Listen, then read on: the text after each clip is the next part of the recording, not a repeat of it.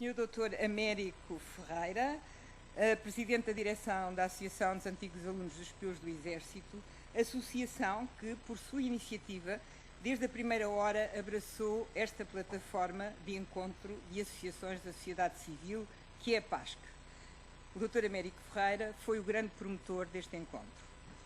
Sr. Dr. João Salgueiro, um dos fundadores e inspiradores da PASC. Sr. Dr. Campos Ferreira, em representação do Sr. Presidente da CIPO, Sr. António Saraiva, a quem muito devemos nestes anos de nossa vida. Sr. Chefe da Casa Militar da Presidência da República, Sr. General Reis, Sr. Representante do Chefe do Estado-Maior-General das Forças Armadas, Srs. Deputados, Sr. Diretor do Instituto dos Peões do Exército. Caros conferencistas, com a vossa generosidade, permitem traduzir neste encontro as competências da sociedade civil. A todos os que hoje aqui estão para enriquecer um debate do qual estamos certos será possível extrair conclusões e contributos que faremos chegar àqueles que nestas matérias têm responsabilidades. Agradecemos a vossa participação e presença neste 13º Encontro Público da PASC. Ela representa o reconhecimento da oportunidade do tema em debate e, igualmente, é um contributo para a construção de uma sociedade civil portuguesa mais ativa e participativa, garante de qualquer regime democrático. Todos reconhecemos que, sem a participação da sociedade civil, a democracia definhará até ao último suspiro. Consideramos fundamental que se faça um caminho que coloque a sociedade civil e, sobretudo, as suas associações como parceiras essenciais no diálogo estruturado e estruturante entre governantes e governados, que, a não acontecer, colocará irremediavelmente em risco a democracia, a coesão nacional e o futuro de Portugal. Foi no reconhecimento desta realidade que, em 2010, demos início à PASC, Plataforma de Associações da Sociedade Civil, que é, sobretudo, um exercício de participação e vontade cívicas que se manteve e cresceu ao longo destes 3 anos. Sendo que das 12 associações fundadoras, somos hoje 31, das quais a Associação dos Antigos Alunos dos Peões do Exército é uma das fundadoras. A escolha do tema do 13º Encontro Público, um modelo de ensino profissional para Portugal, corresponde ao reconhecimento de que a ausência de ensino profissional que nas últimas décadas pautou o sistema educativo em Portugal será certamente uma das causas da ausência de competitividade da economia portuguesa. Saudamos a iniciativa governamental de recolocar o ensino profissional na agenda política. No entanto, não podemos deixar de considerar fundamental, para o seu sucesso, que a implementação do mesmo tenha em consideração, em primeiro lugar, a sua valorização social. Depois, a visão dos educadores e dos pais. A experiência acumulada pelos antecedentes de ensino técnico-profissional em institutos que, como o Instituto dos Peões do Exército, mantiveram estas competências, sendo que, no caso do Instituto dos Peões do Exército, o seu contributo tem sido fundamental no setor das indústrias para a defesa e polos tecnológicos das Forças Armadas e Segurança. Acreditamos ainda que experiências como as do Instituto dos Peões do Exército podem alavancar um enorme potencial no âmbito da cooperação no espaço lusófono. Porque acreditamos em tudo isto, promovemos este encontro. Daremos, portanto, início a esta mesa com a intervenção do Sr. João Salgueiro.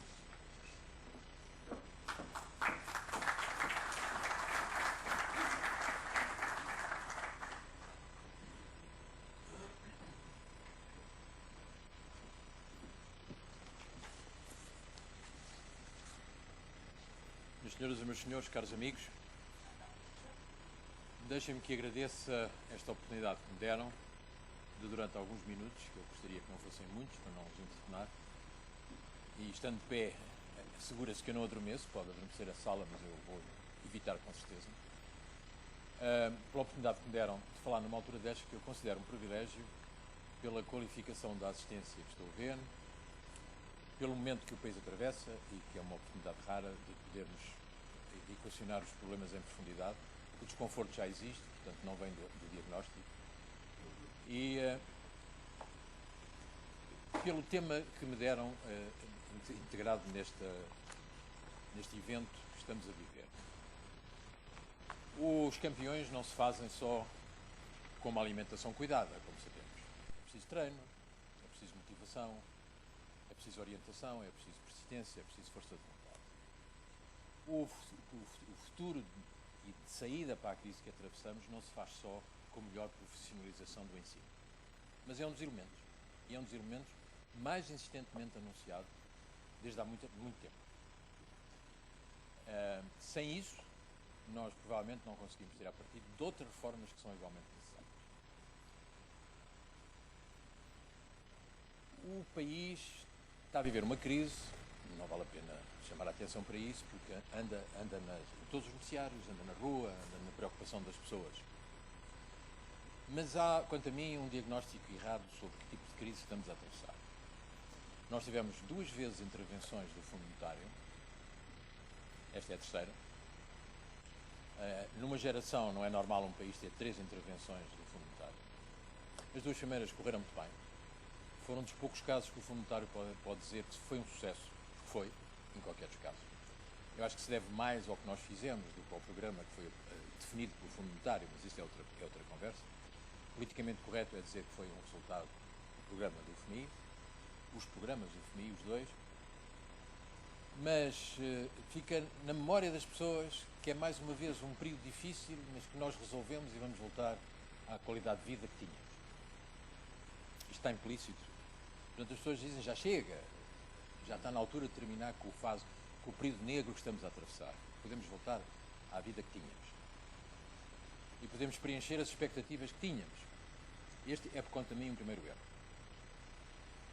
A nossa crise é uma crise que não tem que ver com a crise financeira do subprime nos Estados Unidos. Ao contrário do que os políticos disseram, porque era mais fácil. Era fácil dizer que a crise não ia chegar à Europa, que era uma crise meramente financeira da banca americana. Os culpados era a ganância dos bancos americanos, não ia chegar à Europa. E se chegasse à Europa, não chegava a Portugal. Vivemos isto durante anos. Estamos adiando a tomada de consciência do desafio que isso representava. E este é um erro grave. O segundo é pensar que com sacrifícios se resolve o problema. E nós estamos nessa convicção.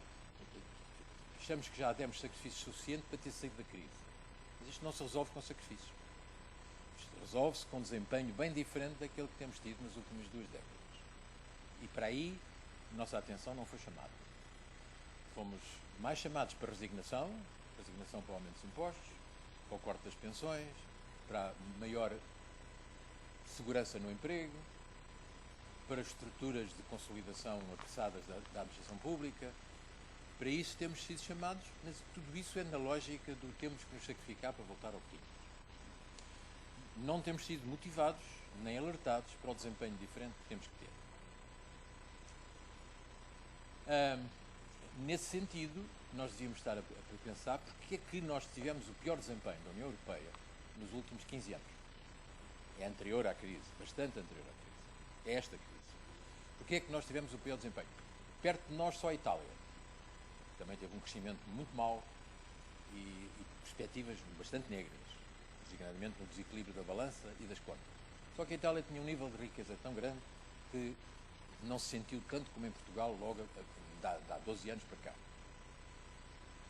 Nós nunca tínhamos tido este nível de endividamento nos últimos 150 anos. Tínhamos tido uma crise financeira grave no século XIX, que só acabou de ser paga em 2002, é bom que saibamos isso. Foi uma crise que o Dr. Salazar consolidou depois a dívida, pediu mais tempo para pagar. Os bancos concordam sempre com mais tempo para pagar, se isso significar que a dívida é segura. E ele convenceu as pessoas que era segura e, portanto, décadas para pagar, acabou em 2002. Aliás, a Alemanha também só há 12 anos é que acabou de pagar a dívida da guerra. Também lhe deram um prazo muito longo para ela pagar. Portanto, devemos pôr-nos numa perspectiva de perceber porque é que chegamos aqui. E não de nos queixarmos do que estamos a viver. Outros países perceberam melhor que nós o que se tinha passado e tomaram medidas logo no princípio dos anos 90.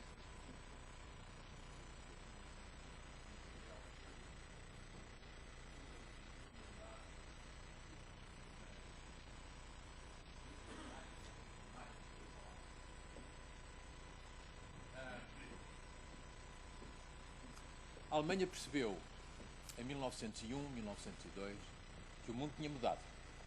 Também foi o que se percebeu na Finlândia, e na Holanda, e na Áustria. Todos estes países que agora estão um bocado impacientes com o Sul, com os países do Sul, foram aqueles que perceberam rapidamente o que estava a passar. O que eu fui buscar foi este livro.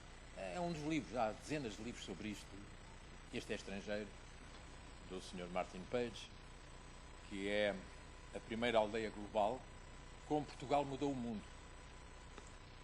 Ele lembra que em muitos países do Oriente o início da era moderna é com a chegada do Vasco da Gama à Índia. Mudou o mundo. Nós não sabíamos que existia a África Negra, ao sul do Saara. Ouvíamos falar, mas chegava-se lá de caravanas do deserto. Não sabia que existia a América do Sul nem a América do Norte, ninguém sabia. Não se conhecia a Austrália, obviamente. Não havia um caminho prático para a Ásia. E a chegada dos portugueses à Índia globalizou o mundo. Como sabem, as culturas alteraram-se, o cacau foi da América do Centro para todo o mundo, a cana-de-açúcar também variou, o tomate, a batata, o tabaco, uma série de culturas que eram locais e que foram espalhadas no mundo. Mas principalmente o comércio. Há uma história conhecida que é o embaixador de Veneza que veio a Lisboa protestar porque nós estávamos a prejudicar o comércio de Veneza. E o Dom Manuel explicou-lhe lá no Paço da Ribeira que o mundo tinha mudado, eles é que não tinham percebido. E queixavam-se de uma coisa que não dependia de nós. Se não fôssemos nós, eram outros. Veneza, como aliás Amalfi, Génova, Pisa, várias cidades italianas, viviam do comércio do Mediterrâneo. Portanto, iam buscar os produtos da Ásia ao Egito, ou à Síria, ou ao Mar Negro, e depois asseguravam a sua distribuição para o resto da Europa. Estavam na ponta do progresso da construção naval. Os barcos deles, barcos de comércio e barcos de guerra. E de repente aquilo deixou de valer. Não valia nada. Não valia nada porque as tecnologias que nós dominávamos, que eram mais incipientes ainda, mas tinham um grande futuro, permitiam pôr cá os produtos que eles punham por um quarto do valor. Portanto, eles ficaram fora do negócio. E não perceberam. E não perceberam, afundaram-se. Continuaram a defender o modelo antigo de construção naval, de barcos a remo, do comércio com o Médio Oriente através do Mediterrâneo e não pela volta da África. Quem percebeu logo foram os holandeses. Aliás, com a nossa ajuda. Lhes mandamos o software do comércio e da navegação. Com aquela ideia brilhante. Mandamos para lá os comerciantes e os financeiros, que conheciam as rotas e conheciam as relações. Nós demos uma grande ajuda à Holanda, mas eles perceberam. E foram logo na nossa pelgada e foram conquistando as posições que nós tínhamos. Recuperamos em Angola, recuperamos no Brasil, mas na Ásia nunca mais desalojamos os holandeses e depois atrás foram os ingleses, que era um país maior, e percebeu também depressa o que se passava. Ora, o que é que se passou em 1989 que alterou o mundo? Como sabem, foi a queda do Muro de Berlim. Isso é um episódio. Permitiu a reunificação da Alemanha, permitiu o alargamento a leste da União Europeia e permitiu a globalização, verdadeiramente. É a terceira globalização. Nós fizemos a primeira, os ingleses fizeram a segunda com as máquinas a vapor, os comboios, o telégrafo, os navios a vapor, e nós estamos a assistir agora à terceira. Mas, extraordinariamente, não percebemos o que estava a passar. E estamos a protestar pelas consequências sem irmos às causas. Protestando pelo facto dos países do norte da Europa serem mais eficazes que nós, não vamos a lado nenhum. Como eles protestando. Os países que na altura eram do centro da Europa, por nós estarmos a ir mais longe, também não ganhavam nada com isso. Se não fôssemos nós, eram outros. Como veio a acontecer. Até vindo do norte da Europa, vindo da Holanda. E às vezes a Dinamarca também. O que é que se tira daqui? Não é a reunificação da Alemanha, nem o fim do Pacto de Varsóvia, nem o fim da própria União Soviética que marca uma diferença. O que marca a diferença é as empresas poderem se organizar à escala mundial. E as empresas organizadas à escala mundial localizam a sua produção onde acham que é mais benéfico. Vão pôr as suas fábricas que precisam de mão de obra nos sítios onde há mão de obra e saem da Europa. Vão pôr os centros de investigação perto das principais universidades do mundo. Põem os centros financeiros em Londres, em Nova Iorque, em Singapura ou em Tóquio. Fazem o aço e os petroquímicos perto das fontes das matérias-primas, deixou de ser vantajoso andar a transportar os minérios quando já se pode transportar o produto final, e põem os lucros nos offshores, que é onde não se paga impostos. Quem está a acabar com os empregos na Europa são as multinacionais europeias que transferem as fábricas para outros países. A Volkswagen está a fazer mais automóveis na China do que faz na Europa. Já lhes dá uma ideia, em poucos anos, do que é que está a acontecer. Um dia destes acordamos sem ter cá uma fábrica de auto-Europa, provavelmente. A menos que sejamos tão bons, que eles achem que vale a pena manter uma fábrica em Portugal. Porque nós somos muito bons e somos muito maleáveis e adaptamos muito depressa, percebemos tudo. Pode acontecer, mas a probabilidade não é das maiores. Eu acho que os orientais também são muito hábeis e muito rápidos a perceber as coisas. Mas a maior mudança foi ter acabado o conflito entre o modelo dos países da Europa Ocidental e o modelo da União Soviética, tanto em relação ao sistema político como em relação ao sistema económico. No sistema político, nós neste momento coexistimos com a ditadura do Partido Comunista na China e no Vietnã, por exemplo, e de maneira disfarçada no Camboja ou no Laos, para não falar dos casos patológicos da Coreia do Norte, mas ao nível económico, esses países que mantêm ainda o monopólio do poder político na prática, embora digam que não, adotaram a economia de mercado e a concorrência livre e o mecanismo de preços. Portanto, nós dizemos que não concordamos com os mercados. Há tempos um político conhecido dizia-me assim, quando foi a crise financeira americana, disse, não acha que isto é o fim do capitalismo? Eu disse, eu não estou muito longe disso, mas dava uma grande ajuda se fosse a Pequim convencê-los disso, porque eles não se convenceram. E, portanto, enquanto os novos protagonistas acharem que o mercado é a regra que lhes permite viver melhor, não somos nós que vamos impedir isso. Como não era a Veneza que ia proibir o comércio mundial através dos oceanos, que até aí nunca tinham sabido fazer. Qual é a resposta? Eu acho que nós temos tido uma política obsoleta. Continuamos a pensar que há fronteiras e que o governo português pode resolver os problemas dos portugueses. O governo português não tem poder nenhum. Em maio de 2011, nós assinamos o atestado de certidão de óbito do modelo económico que estávamos a seguir, que era um modelo em que se pensava que o governo podia resolver os problemas. Foi uma confissão assinada por baixo de que esse modelo estava morto. Foi assinado pelo governo na altura e pelos dois principais partidos da oposição. O que é que resulta dessa assinatura de óbito, de certidão de óbito? Que nós temos uma soberania reduzida, porque nos foram fixados nesse acordo os objetivos e as políticas a seguir, e temos de estar sempre a prestar exame várias vezes por ano, é uma soberania muito reduzida e é um acordo que nós fizemos de que íamos fazer o necessário para voltar a ser viáveis no mercado mundial. Podemos rasgar o acordo. Agora, isso não resolve o problema. Vai-nos criar uma crise como a do século XIX, que demorou décadas depois a resolver. Quando eu digo que é uma situação anacrónica a nossa, pensarmos que é no espaço português que vamos resolver, é porque é uma estratégia que se baseia na resignação de ir encaixando perdas de expectativas e perdas de condições de vida, como se isso fosse o caminho para ganhar a competitividade e construir o futuro. Isso não acelera a construção do futuro. O que aceleraria a construção do futuro é perceber o mundo onde estamos a viver e adotar uma estratégia para ser vencedores nesse novo mundo, como aconteceu aos países que se foram bem-sucedidos na Revolução de 1500.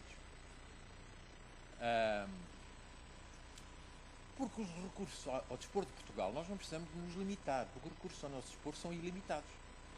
Por que é que nós devemos estar a fazer cortes quando temos recursos ilimitados? Há meios financeiros no mundo desproporcionados da nossa necessidade. Dezenas de vezes mais do que nós precisamos. Há iniciativas que estão a acontecer todos os dias na América Latina, na Ásia, em alguns países europeus, na África, e que também uma parcela pequena disso dava para o pleno emprego em Portugal. Quadros técnicos temos bastantes, mas se precisamos de mais, também a mobilidade dos quadros é total no mundo neste momento. Nós não temos um projeto, não temos uma estratégia. E não nos preocupamos com isso. Estamos a preocupar com as consequências sem estar preocupados com a cura necessária. O que é preciso fazer? Bom, é vermos uma casa de engenheiros. Eu prefiro engenheiros e economistas, porque os economistas às vezes têm modelos e especulam com base nos modelos. Os engenheiros geralmente sabem que se o modelo não tiver verdadeiro, a casa desaba. E, portanto, isso é uma grande força de realismo. Se o cálculo de materiais não for bem feito, a sorte da obra é nula. Mas nós, na economia, confundimos um modelo elegante com a realidade. Mas, voltando ao tema, O que nós precisaríamos é fazer uma via pragmática, que se faz em qualquer ciência. Quais os países têm tido sucesso a atrair capitais, iniciativa e novas tecnologias? Vamos lá olhar para o mundo e vamos ver quais são aqueles que atraíram. Países grandes. Há países grandes que sim, há países grandes que não. Países pequenos. Há países pequenos que atraírem, outros que não. Não tem que ver com a dimensão. Tem que ver com o quadro que se cria nesse país para atrair esses fatores de produção. Singapura conseguiu um sucesso, mas a República Popular da China também. O Luxemburgo conseguiu um sucesso, mas a Alemanha também. Portanto, não tem que ver com a dimensão, tem que ver com a maneira como se responde aos desafios de hoje. E então, o que é que se vai fazer? O benchmarking do que esses países fizeram. Quais são os fatores que atraem as iniciativas de investimento, os capitais e as novas tecnologias. Eu vou acabar. Estava exatamente a chegar lá. O nosso novo modelo só pode ser é de atrair investimento produtivo. Não é de pensar que a despesa pública vai resolver o nosso problema. Nós temos que atrair investimento produtivo. E o investimento produtivo passa, uma das condições é aquela que eu comecei, é ter um ensino sério, de qualidade, profissionalizante. O outro é ter uma justiça que seja justiça a tempo. O outro é ter uma fiscalidade amigável e não o contrário, que torna impossível investir em Portugal. E o outro é ter uma burocracia decente. Mais do que preocuparmos com defender o passado, nós devíamos estar preocupados com construir o futuro. Portanto, o que nós precisamos é de mais ambição e de uma estratégia para dar corpo a essa ambição. Muito obrigado.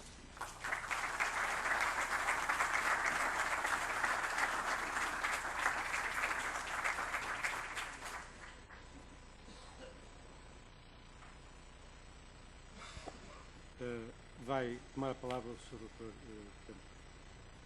Pereira, em nome do Sr. António Saraiva, que não pode estar aqui connosco.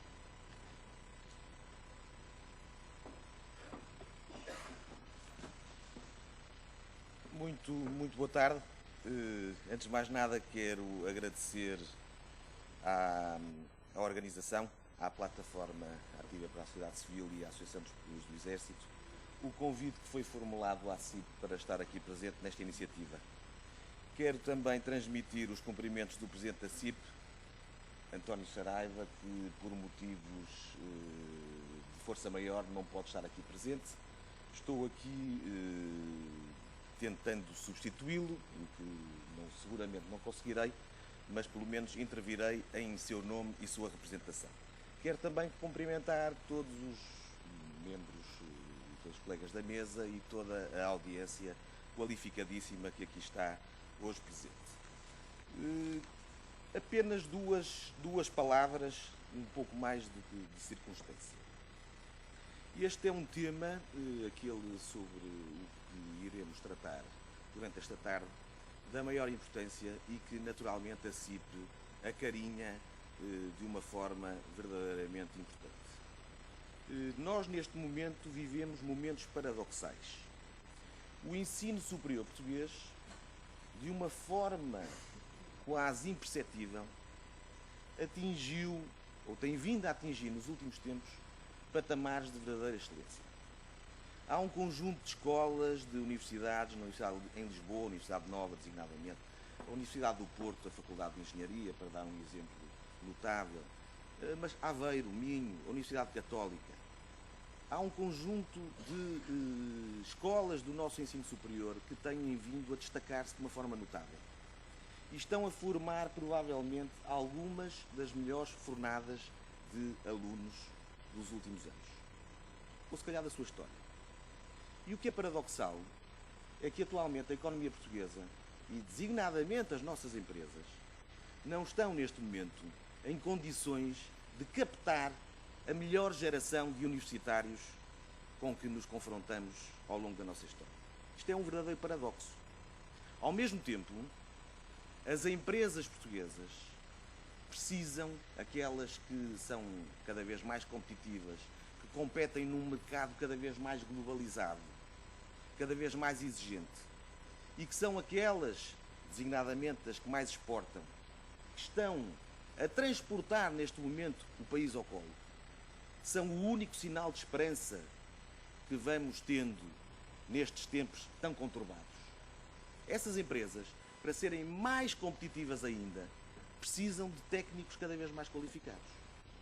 E aqui surge o segundo paradoxo. Ao mesmo tempo formamos os melhores universitários e académicos de sempre e não temos nada para lhes dar que fazer, não conseguimos captar e não conseguimos contratar os técnicos qualificados que queremos, de que precisamos e que, não obstante, não conseguimos admitir.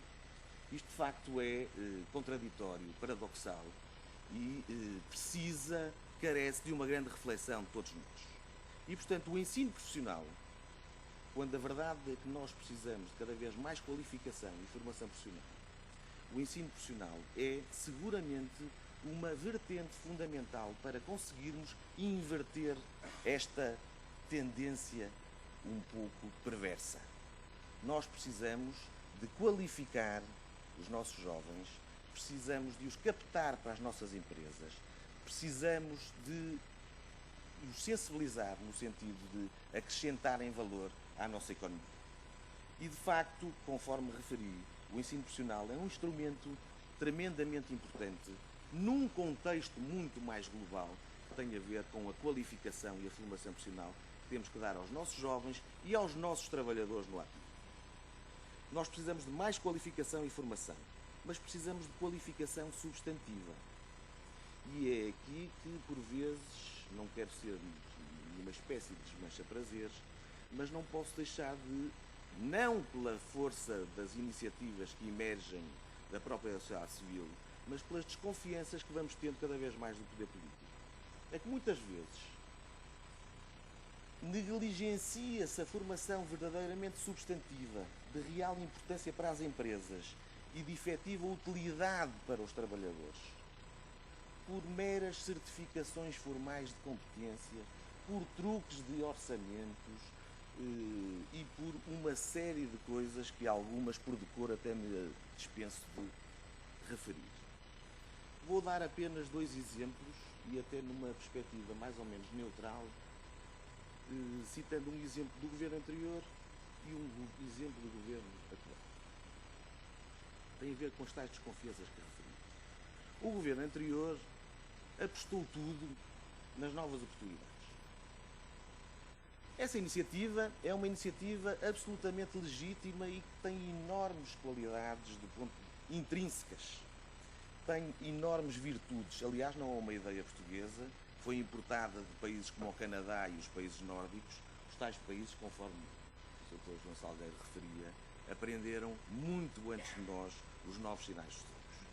E, de facto, as novas oportunidades e a certificação formal de competências têm um papel positivo não só na fotografia que dá da própria economia, no sentido de verificarmos que há um conjunto de pessoas, pelo menos com mais qualificações académicas, mas também na própria autoestima dos trabalhadores.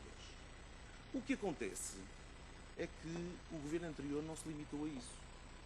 Foi uma verdadeira, se me permitem a expressão e peço desculpa, bebedeira de novas oportunidades.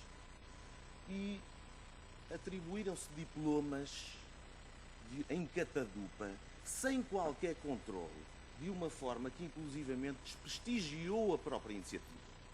O objetivo era político, carregado de demagogia, no sentido de dizer, ou de chegar ao fim de um mandato e dizer-se, tínhamos 200 mil pessoas, e peço desculpa pela imprecisão e pela inexatidão dos números, com o 12º do ano, e agora temos 1 milhão de pessoas. Mas essas 800 mil pessoas a mais com o diploma, o que é que aprenderam? Que valor é que acrescentaram à economia? Praticamente nada. E, entretanto, gastou-se milhares de milhões de euros que supostamente deveriam ser canalizados para a formação, neste tipo de iniciativa com objetivos quase essencialmente políticos. Exemplo do atual governo. E este é mais atual, não só o governo como o exemplo, e portanto acho que ainda podemos ir a tempo de tentar, pelo menos, sensibilizar quem de direito para não cair noutro tipo de excessos. Aquilo que tememos, com alguma legitimidade, é que esta aposta no ensino profissional possa ser, não quero utilizar a palavra embuste, não quero utilizar a palavra cosmética, mas possa ser um pequeno truque para financiar o Ministério da Educação. e que depois, na prática, não haja ensino profissional de real interesse para as empresas e para os trabalhadores, e que seja uma forma apenas de financiar a pesada estrutura do Ministério da Educação. Há que ter muito cuidado com esse perigo, com esse risco. Nós todos temos de estar atentos relativamente a essa matéria. É porque, de facto, aquilo que nós precisamos, se de facto o ensino público, o ensino secundário, entre aspas, possa canalizar uma parte das suas energias e do seu esforço para o ensino profissional, isso pode ser útil se integrado num programa muito mais alargado, no qual tem seguramente ter um papel importantíssimo os centros de formação, designadamente os centros protocolares de formação, criados por iniciativa conjunta do Estado português e das associações que representam cada um dos setores. O que se está a verificar é que esta aposta suposta no ensino profissional é feita no sentido de canalizar a oferta formativa para o Ministério da Educação e, por outro lado, afastar os centros de formação profissional, os centros protocolares, afastar a intervenção dos centros protocolares, os quais são completamente incontornáveis se queremos fazer um esforço sério neste sentido. São os centros protocolares que melhor conhecem a realidade de cada setor. São os centros protocolares que têm o know-how mais adequado para formar os trabalhadores de cada um dos setores necessita.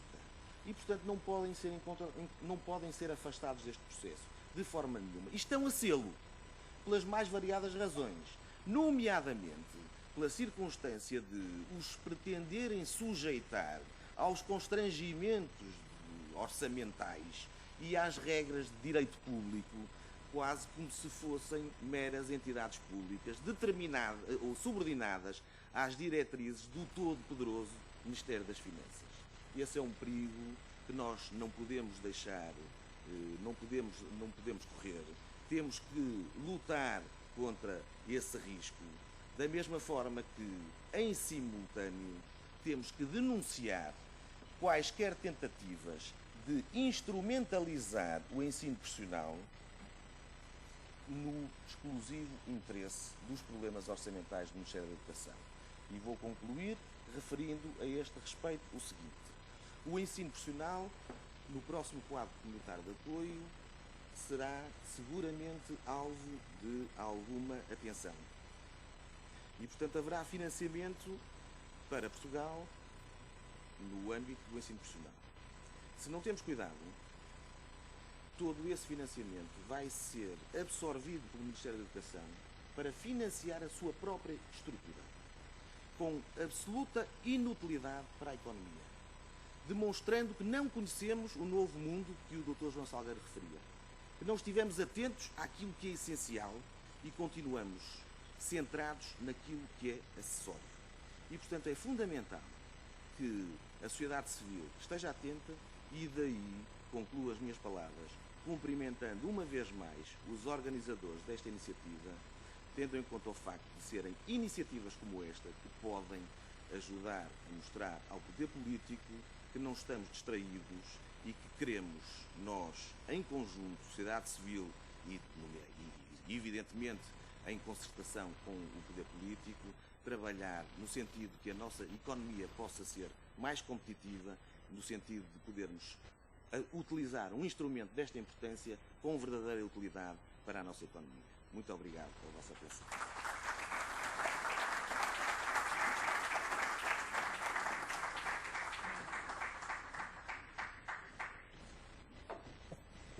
Muito boa tarde a todos. Cumprimento os membros da mesa, meus colegas da mesa. Cumprimento todos os excelentíssimos convidados e representantes institucionais das entidades convidadas. Cumprimento os presidentes dos painéis e os oradores e cumprimento todos vós, minhas senhoras e meus senhores. Em nome da Ordem dos Engenheiros, em particular do Bastonário e da Direção Nacional, dou-vos as boas-vindas. Sintam-se em vossa casa. Espero que esta tarde venha a ser tão interessante e proveitosa para todos vós, como foi motivante para quem a organizou. As minhas primeiras palavras são para agradecer à PASCA e à Associação dos Pupilhos do Exército a decisão de co-organizar este encontro. Um segundo agradecimento vai para os presidentes e moderadores dos painéis e os oradores e oradoras pela disponibilidade para participarem de forma ativa. Finalmente, não há eventos desta natureza sem audiências. Cabe um agradecimento a todos aqueles que nos honraram pela presença neste encontro. Hoje, aqui, vamos dar uma folga à crise. Vamos falar do futuro, do nosso, do futuro dos portugueses, do futuro coletivo e do rumo que temos de traçar para a preparação individual e social das gerações que nos vão suceder. E também para que elas sejam munidas das necessárias ferramentas para desempenhar um papel útil na sociedade desenvolvida, onde o bem-estar, a qualidade de vida e a felicidade sejam uma norma. Vou pegar um pouco no passado, mas apenas para ganhar embalagem para o futuro. O abandono do ensino técnico logo após o 25 de abril de 1974 e o facto de apenas ter sido retomado de forma ténue na Lei de Bases do Sistema Educativo de 1986 fez com que se tivesse passado por um período em que predominavam os cursos de caráter geral, com cursos unificados, na altura, sem qualquer preocupação com formações dirigidas para o mundo do trabalho. Portugal só conseguiu começar a dar a volta a esta lacuna no sistema educativo regular, e é desse que vamos tratar hoje, essencialmente, 15 anos depois do 25 de abril. Em bom rigor, somente em 1989, com a publicação de um decreto-lei 2689, é que voltaram a ser criadas estruturas de ensino e formação com o objetivo de preparar os jovens para o mundo do trabalho. Em resultado da implementação dos princípios orientadores desse diploma fundador, surgiram as primeiras escolas profissionais em 1989, alavancadas essencialmente a iniciativas da sociedade civil, que iniciou a resposta às necessidades objetivas do tecido económico e social. As escolas profissionais alicerçaram a sua atividade no cumprimento de planos curriculares construídos com as vertentes sociocultural e científica e reservando 50% da carga horária para as componentes práticas, das quais 13% em formação em contexto de trabalho, enfim, vulgarmente conhecido por estágios profissionais curriculares. O desenho curricular dos cursos profissionais, assente-se na lógica da dupla certificação escolar e profissional, foi posteriormente, há cerca de 7 anos, adotado nas escolas secundárias públicas, passando a ser o referencial das políticas de educação e formação de natureza qualificada. Importa assinalar o seguinte: os países mais desenvolvidos da União Europeia, e não só, mas sobretudo estes, onde estamos mais ligados hoje, cada vez mais na preparação dos seus jovens para o mundo do trabalho, apostam cada vez mais na preparação dos seus jovens para o mundo do trabalho, reconhecendo que tal propicia melhores condições de competitividade para as empresas e maior sucesso profissional aos formandos. Esses países têm índices de frequência dos alunos do ensino secundário em percursos profissionais que ultrapassam os 60%. Em Portugal, a percentagem de alunos do ensino profissional que está a crescer gradualmente está a aproximar-se do objetivo de 50%.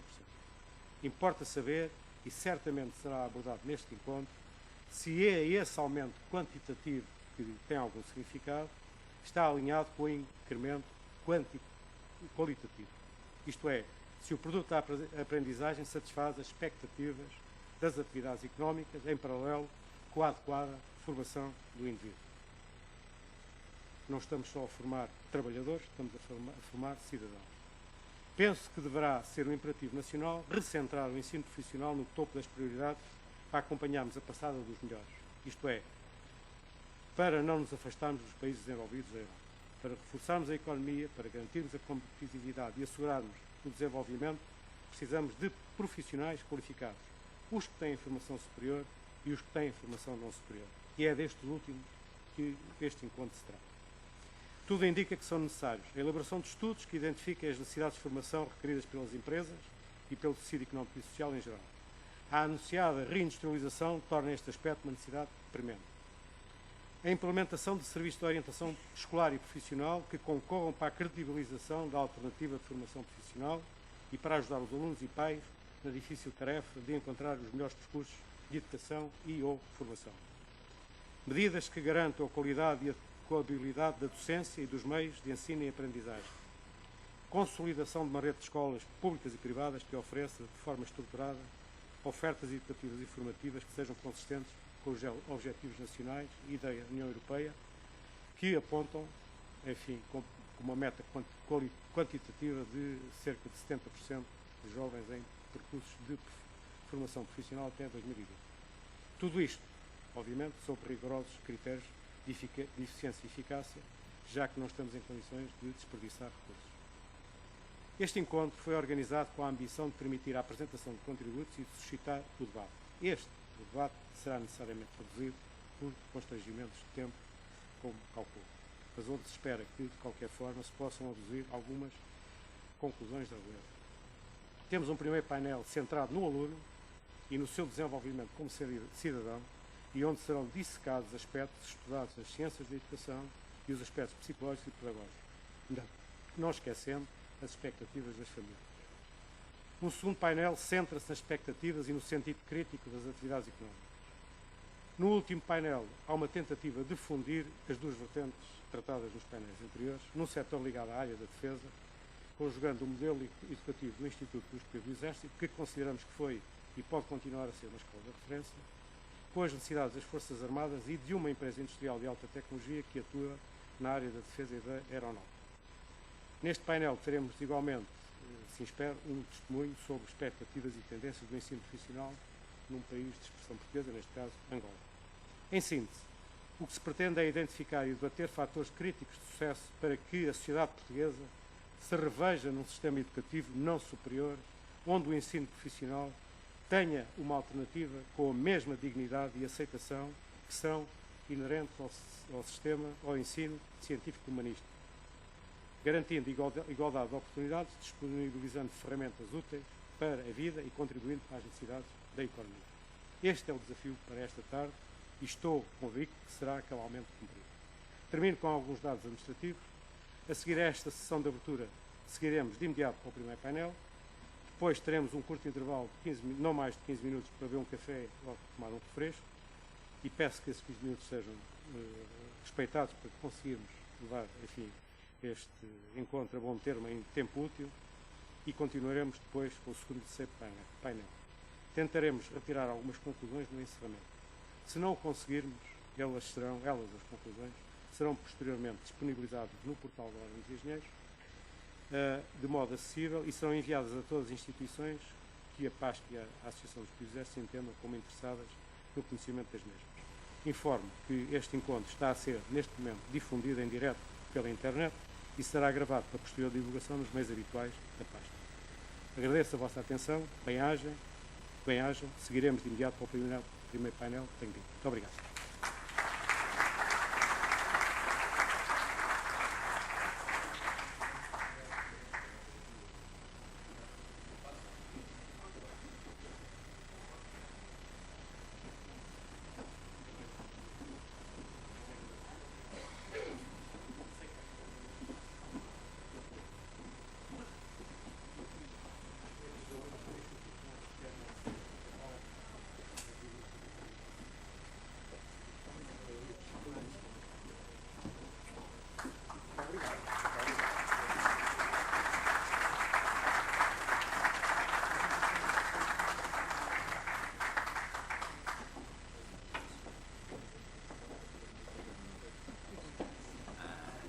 Vai ter uma coisa de luxo.